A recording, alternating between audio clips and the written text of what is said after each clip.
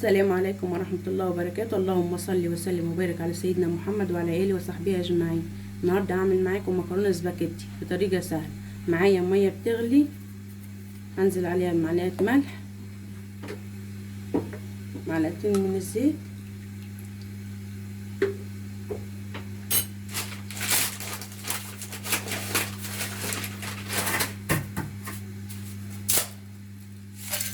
هنزل عليها بالمكرونة،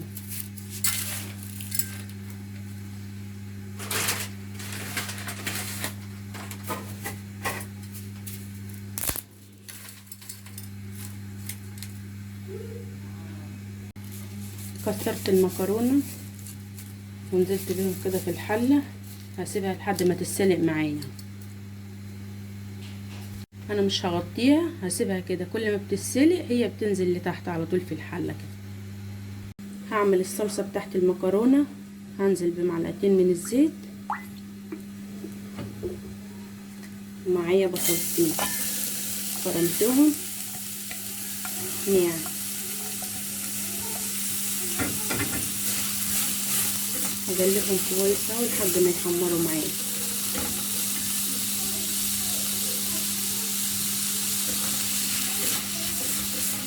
وادي المكرونه بتتسلق معايا،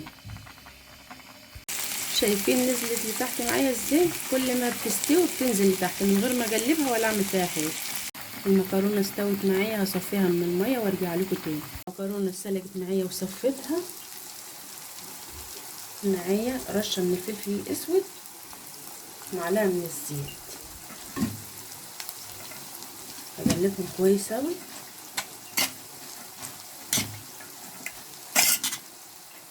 تبقى معايا بالشكل ده كده اللي انتوا شايفينه. البصل استوت معايا، هنزل عليها بالصلصه، ربع معلقه فلفل اسود، ملح، كزبره، سيبها اما تتسبك معايا.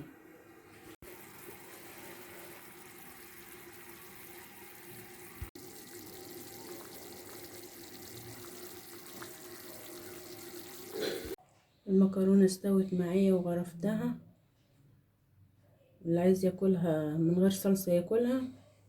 وادي الصلصه اتسبكت معايا وغرفتها، وادي طبق المكرونه حطيت عليه صلصه، اللي عايز ياكلها بالصلصه ياكلها. لو عجبتكم لايك وشير واشتراك في القناه.